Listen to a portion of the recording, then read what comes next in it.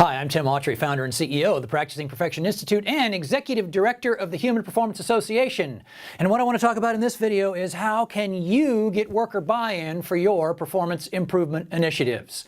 In a survey that we recently conducted in the Institute, which was made available to almost 5,000 performance improvement professionals, we asked one simple question: what is your biggest current challenge relative to improving performance in your organization? And here's how the results came back. Coming in at number one was getting leadership support, probably no surprise to you. Number three was how to change the culture, and coming in at the second highest challenge currently in this world of performance improvement is how to get worker buy-in. So let's take a quick look at that in this particular video. You know, I believe one of the reasons why we're having such struggle getting worker buy-in is because in so many organizations we're still using what I refer to as the old school approach. Do this because I said so, because I'm the boss. We're seeking and promoting and demanding compliance. And when you do that, you end up with this. You see, if this black line here represents your level of expectations and you're in a compliance-based environment, this is the best level of effort you're ever going to get out of your workforce. What we want to do, as we talked about in video number 5, is we want to move from a culture of compliance to a culture of desire. When you get people doing the right things for the right reasons because they want to, this level of expectations becomes the floor, not the ceiling.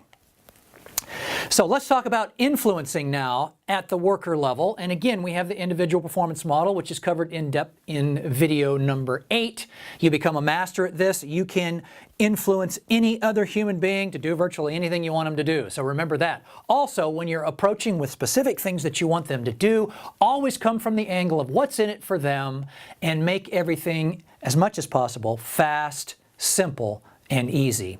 Now, with that in mind, what I want to do in this video is I want to lay down for you your philosophical foundation for your performance improvement efforts. Everything you do should center around these 4 simple foundational precepts, which we refer to as the precepts of practicing perfection.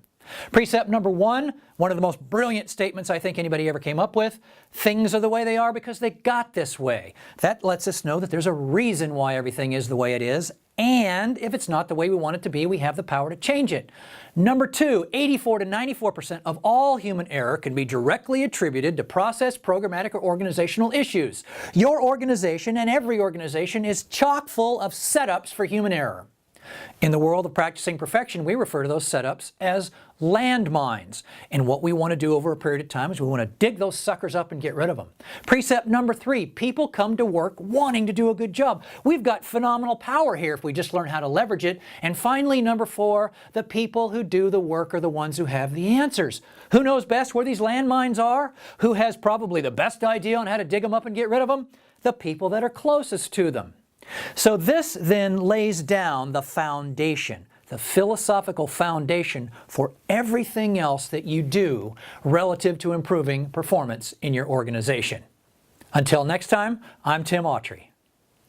If you found this information to be valuable and would like to receive free access to an entire library of videos answering the top questions people ask me about human performance and reducing human error, visit futureofperformanceimprovement.com.